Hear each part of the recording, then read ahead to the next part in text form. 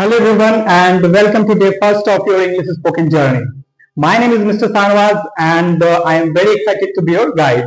नमस्ते दोस्तों, आप सबका बहुत बहुत स्वागत है. Do you want to speak English fluently and confidently? क्या आप भी शर्म और डर की वजह से इंग्लिश नहीं बोल पाते हैं? तो डोंट वरी, आज से हम शुरू कर रहे हैं एक amazing journey. English from zero to hero in just 90 days, जहां मिलेगा आपको हर दिन एक नया टॉपिक और हर टॉपिक के बाद मिलेगा आपको एक प्रैक्टिस क्लास, जो कि आज तक के यूट्यूब हिस्ट्री में आज से पहले कभी नहीं हुआ. हाँ, बिल्कुल आपने सही सुना दोस्तों, आज से पहले यूट्यूब हिस्ट्री में कभी नहीं हुआ, क्योंकि मेरा मानना है विदाउट प्रैक्टिसिंग इंग्लिश बोलना इम्पॉसिबल है. मुझे पता है जब हम इंग्लिश बोलते हैं तो हमें उस समय डर लगता है, हमारे मन में यह ख्याल आता है कि कहीं हम गलत इंग्लिश ना बोल दे. अगर हम गलत इंग्लिश बोलते हैं तो जो हमारे आसपास के लोग हैं वो हमारा मजाक बनाएंगे. इस वजह से हम गलत इंग्लिश बोलते ही नहीं है, ट्राई ही नहीं करते हैं. तो डोंट वरी, आज से इस क्लास में गलत इंग्लिश बोलना बिल्कुल ठीक है. और आप मेरे कैमरे क्वालिटी को देख करके जज नहीं करेंगे. भले मेरे कैमरे की क्वालिटी थोड़ी लो हो सकती है, लेकिन आपको जो कंटेंट मिलेगा वो बिल्कुल प्योर होगा. तो चलिए हम शुरू करते हैं आज डे फर्स्ट का टॉपिक, जो कि है the building blocks of English. The building blocks का मतलब, फर्स्ट ऑफ ऑल हम बिल्डिंग ब्लॉक्स का मतलब समझते हैं. जैसे हम एक घर या फिर एक दीवार को बनाते हैं तो उससे पहले हमें नींव देनी होती है, और नींव में हम ईंटों का इस्तेमाल करते हैं. उसी तरीके से आज हम जा रहे हैं 90 डेज का चैलेंज करने, जिसके अंदर हम स्पोकन इंग्लिश सीखेंगे. तो सबसे पहले हम उसकी नींव डालेंगे. तो नींव, द बिल्डिंग ब्लॉक्स का सीधा अर्थ निकलता है नींव, और the building blocks of English का मतलब हो गया इंग्लिश की नींव. तो हम उसी को जानेंगे आज, जो कि इस प्रकार है, जिसे हम इंग्लिश में प्रोनाउंस भी कहते हैं. I, you, we, they, he, she, it, जिसे हम इंग्लिश में प्रोनाउंस भी कहते हैं. अगर आप सच में इंग्लिश बोलना चाहते हैं तो ज्वाइन कीजिए हमारे फैमिली को, और आप देखेंगे बिटवीन 90 डेज, 90 दिनों के अंदर आप एकदम कॉन्फिडेंटली और फ्लुएंटली इंग्लिश बोल पाएंगे. ये मेरा वादा है दोस्तों. इसके लिए सिर्फ आपको करना है हर रोज 15 से 20 मिनट का समय देना है, और आप देखेंगे 90 दिनों के अंदर आप एकदम कॉन्फिडेंटली इंग्लिश बोल पाएंगे.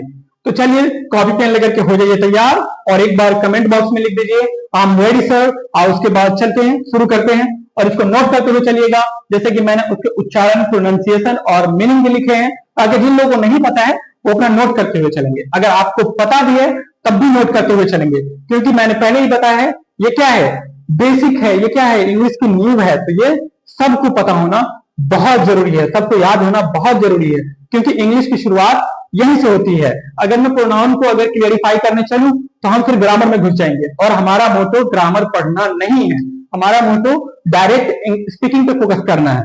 तो चलिए शुरू करते हैं, और लिखते हुए चलिएगा जैसे मैंने लिखा है. लिखिएगा पहले आई मीन्स क्या होता है, मैं होता है. फिर लिखिएगा यू मीन्स क्या होता है, तुम, या फिर आप, या फिर तुम लोग, या फिर आप लोग. उसके बाद लिखिएगा वो मीन्स क्या होता है, हम या फिर हम लोग. उसके बाद लिखिएगा दे मीन्स क्या होता है, वे या फिर वो लोग.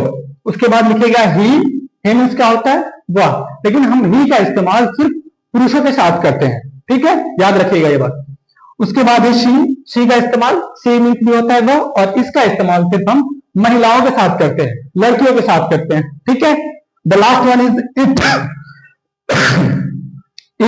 इट मीन्स होता है यह, और इसका इस्तेमाल हम लोग वस्तु या फिर जानवर के साथ करते हैं. और इसके बाद हम लोग सीखेंगे द मैजिक वर्ब. जैसे हम एक दीवार को खड़ी करने के लिए, एक दीवार को खड़ा करने के लिए हम क्या करते हैं, ईंट डालते हैं, उसके साथ कुछ मसाला डालते हैं. उसी तरीके से हम इंग्लिश में एक सेंटेंस बनाने के लिए प्रोनाउन तो यूज करेंगे, उसके साथ द मैजिक वर्ब्स यूज करेंगे. इसके बाद हम पढ़ेंगे मैजिक वर्ब, और उसके बाद हम सीखेंगे कि इन दोनों को इंक्लूड करके हम एक सेंटेंस कैसे बनाते हैं, ठीक है. तो चलिए इसको नोट कर लीजिएगा, अगर आप चाहें तो स्क्रीनशॉट ले सकते हैं. मैं इसको मिटा करके फिर लिख करके आता हूं.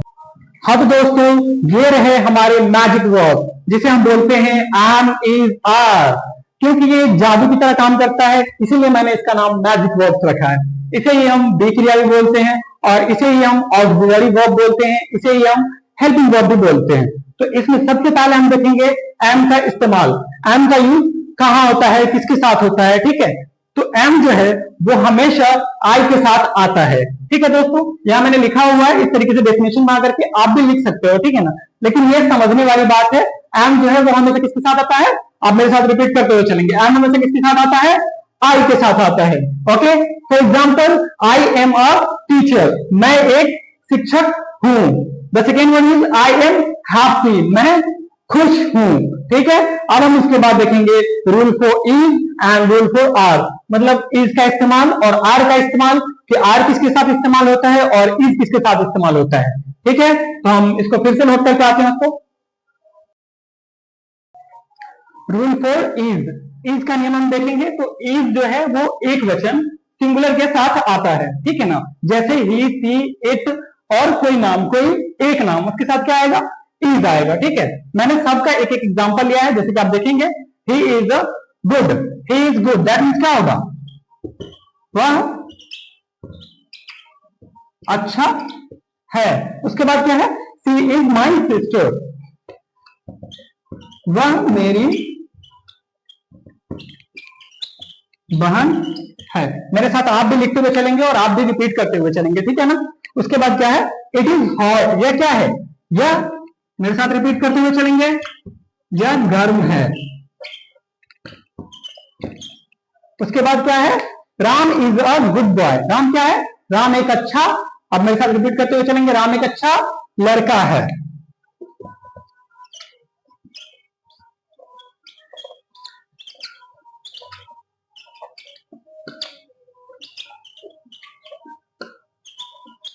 और आप भी नोट करते हुए चलेंगे। अब हम देखेंगे रूल फॉर आर, तो अब हम आर का उपयोग देख लेते हैं कि कहां होता है, किसके साथ होता है।